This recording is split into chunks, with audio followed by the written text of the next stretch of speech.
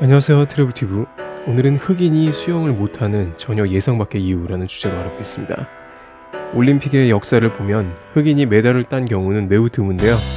1988년에야 흑인 최초로 금메달을 딴 수리남의 안토니 네스티가 있으며, 여자 수영에서는 2016년에 이르러서야 미국의 마누엘이 100m 수영에서 공동 금메달을 목에 겁니다. 이와 같은 기록에서 보듯이 모든 스포츠 종목에서 흑인은 두각을 나타내고 있지만 유일하게 수영만큼은 부진한 것처럼 보입니다. 그런데 그것은 의외의 이유가 있다고 얘기합니다. 제기되는 논란에 대해 하나씩 알아보겠습니다.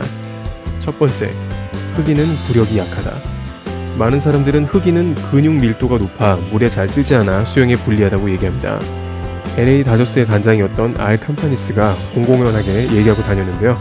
그렇지만 또 다른 전문가들은 맞는 부분도 있지만 그것은 장거리에 국한된 얘기라고 합니다. 단거리 시에는 부력 유지에 필요한 에너지보다 근육이 훨씬 많이 필요해서 오히려 흑인이 유리한 점이 많다는 것입니다. 실제 흑인 수영 금메달은 100m 종목에서 나오기도 한 것이 그 예입니다. 두 번째, 흑인은 땀구멍이 커서 불리하다. 흑인은 땀구멍이 커서 물이 몸에 많이 들어가므로 불리하다는 이야기인데요. 체모가 많은 경우 저항 때문에 불리할 수는 있어도 땀구멍은 밝혀진 바 없는 이야기라고 합니다. 세 번째, 흑인은 손발의 물갈퀴가 짧다. 흑인은 백인과 황인종에 비해 손과 발의 물갈퀴가 짧아서 수영에 불리하다는 이야기인데요.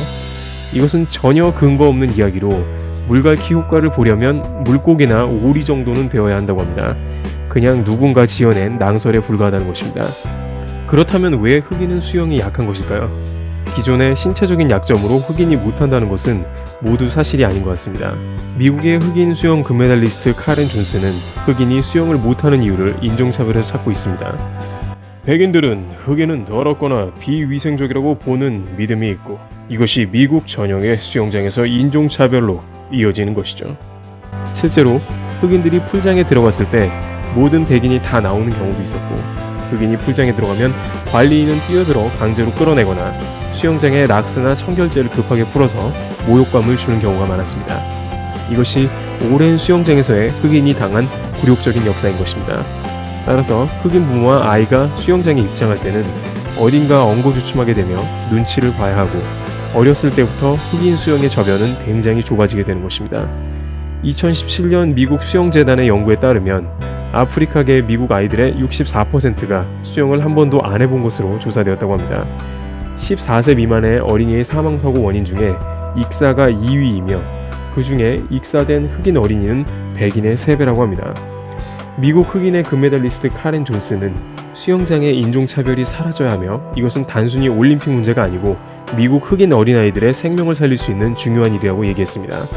누리꾼들은 흑형들이 수영하기 시작하면 수영은 미국 백인, 중국과 같은 나라가 아니라 자메이카나 아프리카 같은 나라들이 일단 단거리는 모두 휩쓸지 않을까라는 전망을 하기도 했습니다. 흑인들의 아픈 역사가 수영을 못한다는 오해를 낳게 한 것 같습니다. 트래블튜브 오늘 여기서 마치겠습니다. 감사합니다.